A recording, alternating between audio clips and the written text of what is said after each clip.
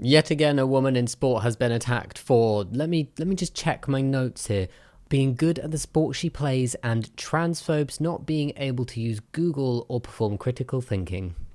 Or be nice to other people. J.K. Rowling, who is now almost as famous for being transphobic as she is for writing books, is at it once again, and so are some other people as well. And as a reminder that is relevant to this video, Rowling has used feminism and protecting women as an excuse for her anti-trans efforts. Some of you may remember her attacks on Imani Khalif during the 2024 Olympics, an Algerian boxer who was accused by transphobes of being a man. I made a video all about this when it was happening, so if you want to know more on that specific subject, then you can go check out this video. Well, there is a new target. At this point, it's unsurprising, but still as frustrating and horrible to see. And this time it's Zambian footballer Barbara Banda, who won BBC Women Footballer of the Year this November. And honestly, I'm really surprised that people like Rowling are still doing attacks like this and going after people in this way, after she was named in a cyberbullying lawsuit by Imani Khalif just a few months ago, because of the intense level of attacks that Khalif experienced during the Olympics that J.K. Rowling and people like Elon Musk played a part in. But going back to Barbara Banda, and in response to her win of Women Footballer of the Year, J.K. Rowling tweeted, "Presumably the BBC decided this was more time efficient than going door to door to spit directly in women's faces." Once again, we're seeing someone posting negatively about a woman of colour excelling in her sport, likening Barbara Banda winning Women Footballer of the Year as the same as spitting in women's faces from the BBC. That's what it sounds like. It's been suggested that the tweet from Rowling implies that she doesn't view Banda as a woman, and sees it therefore as an insult to women that Banda would win Women Footballer of the Year. And why does she think that this time? Because allegedly, very important word here, allegedly, in 2022, Banda was prevented from competing in the Women's Africa Cup of Nations, allegedly because her testosterone levels were too high. However, these test results have never been verified, the results are unclear, the specificities of the tests were unclear, and the cup organisers reportedly don't even have a maximum testosterone level that they would be testing for in the first place. And the reports of her being banned from competing have subsequently been denied by Banda, her agent, and the Confederation of African Football. Banda's agent has also spoken out saying that she was assigned female at birth. She is a cisgender woman. But yet again, the bigots run with their unverified, no more solid than alleged rumours, and attack a woman in sport based on an old test where the public information isn't known, the details are really sketchy by the sounds of it. It was done over 2 years ago, and Banda has since competed and played in professional football without issue. That is until she made headlines after winning an accolade, and instead of celebrating a woman in sport,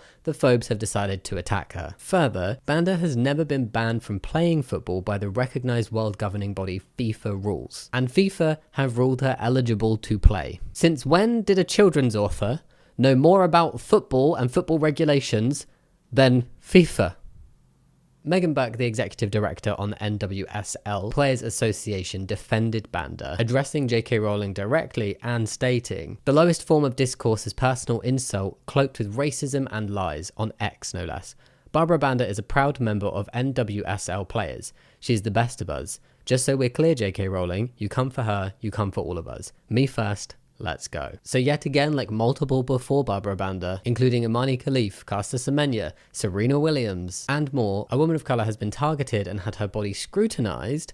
For why? Because she doesn't live up to some ideal standard of femininity and womanness that transphobes and misogynists have decided is the correct way. The current level of paranoia and transphobia towards trans women means that this targeting and scrutinizing of other women's bodies is coming from women who claim to be feminists, who claim to want to protect women and uplift women, but instead they're jumping on a bandwagon of criticizing and targeting women who they do not deem feminine enough. Former Olympic swimmer Sharon Davies also weighed in on the situation. When I say weighed in, she attacked Barbara Banda. Of all the fabulous female footballers the world over, the BBC deliberately choosing a male to be the best women's footballer of the year. It's trolling, plain and simple. Shameful. She also said, "But he's male with a male DSD who's failed sex tests. The same as Semenya and Khalif. It's so sad the BBC are actively encouraging the destruction and loss of opportunities for female athletes in sport.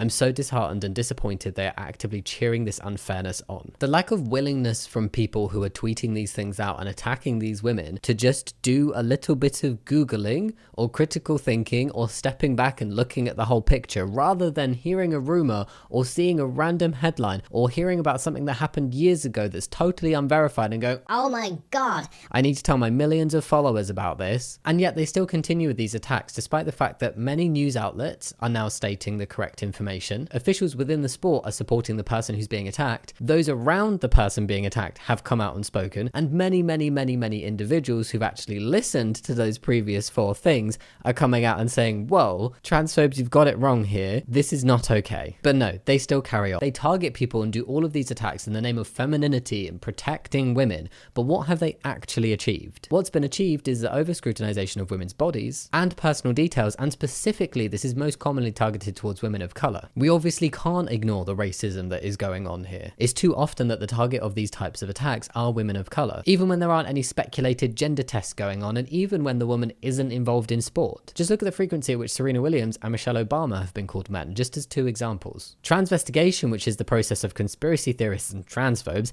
nitpicking at people and calling them trans because of one reason or another, disproportionately targets black women. And then specifically when we're looking at sport, it's often women who are the best of the best and at the top of their game who are criticized. Including in 1928, when women were first allowed to compete in Olympic athletics, Japanese runner Kinu Hitomi was reportedly examined to confirm that she was a woman after she won a silver medal. That's just horrific. And in the 1980s, tennis player Martina Navratilova, who is now ironically also anti-trans herself, was mocked for not looking typically feminine. It's almost like some people, including women who claim to be feminists themselves, don't believe that a woman can be strong, powerful, muscular, and incredible at her sport without actually being a man. That's really not feminist of them at all. Only adds to the awful over-analyzing of women's bodies in society generally, downplaying women's achievements within sport, and increasing the expectation of all women to fit in this perfect mold of femininity and womanness. Imani Khalif first received criticism after winning an Olympic boxing match, and these attacks on her only intensified as she progressed through the competition and eventually won a well-deserved gold medal. Serena Williams has ruled the tennis court for decades, has made tens of millions of dollars in career earnings during this time, and has won 23 Grand Slams. Now Barbara Banda is being attacked after what happened?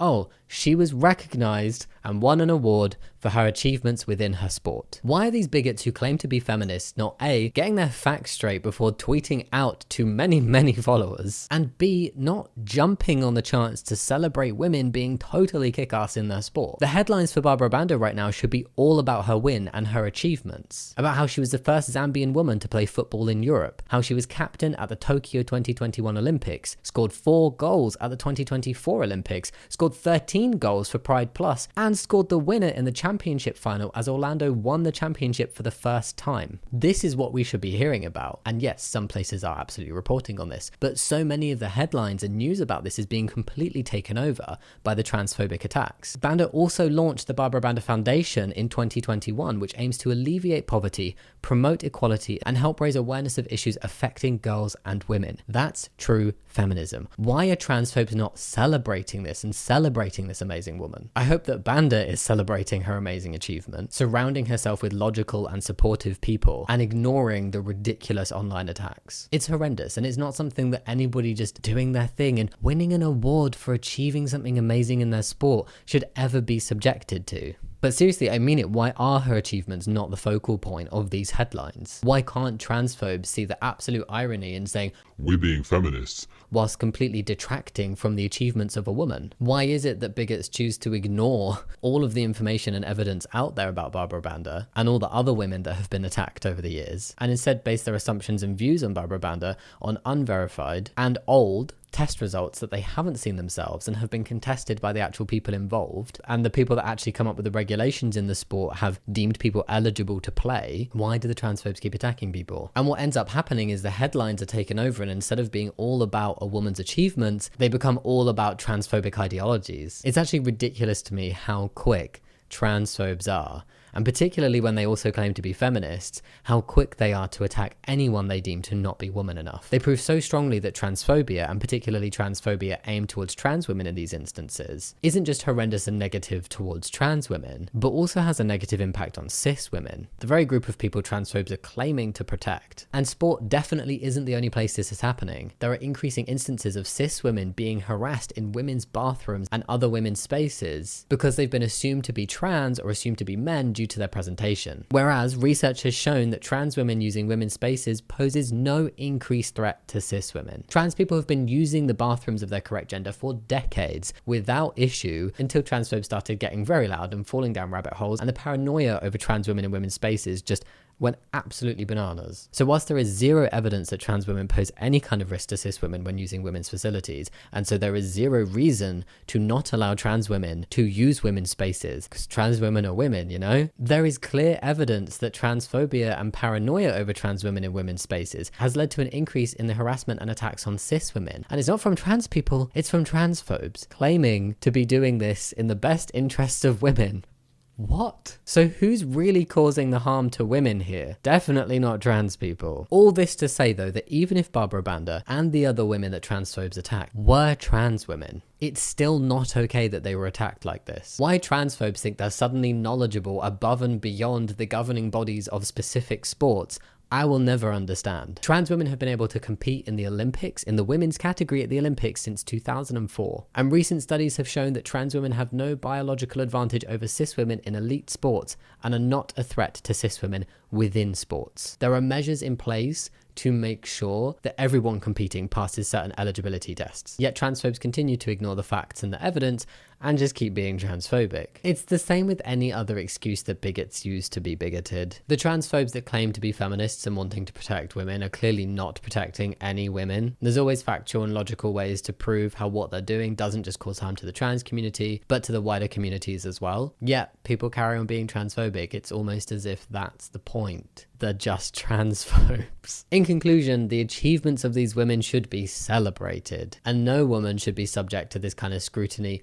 or attack. And it's especially horrible when it comes from other women, especially when they are hiding behind feminism. They're not being feminist. This is becoming a recurring pattern, and it's becoming harder and harder to ignore that pattern, not just of transphobia, but of racism, of unreasonable expectations on women to fit into Western ideals of femininity and womanness in order to be deemed real women by the transphobes. In short, I wish bigots would just read a factual article and hear from the actual people they're attacking before they go and attack them for something that they don't know anything about. Or really, I'd love if people weren't bigoted. But we start small, and I don't think it's unreasonable to just expect somebody to fact check things before they spread messages to loads and loads of people, or at least try to fact check, or at least show some humility when it's very clear they're wrong and they've caused harm. Anyway, that's it for this video. I hope you found it interesting. I just think it's really important to keep highlighting these instances of hypocrisy and bigotry and unfairness, and it's not okay that this kind of thing happens. So yeah, leave your comments down below. If you like the video, think about giving a thumbs up and subscribing, but no pressure.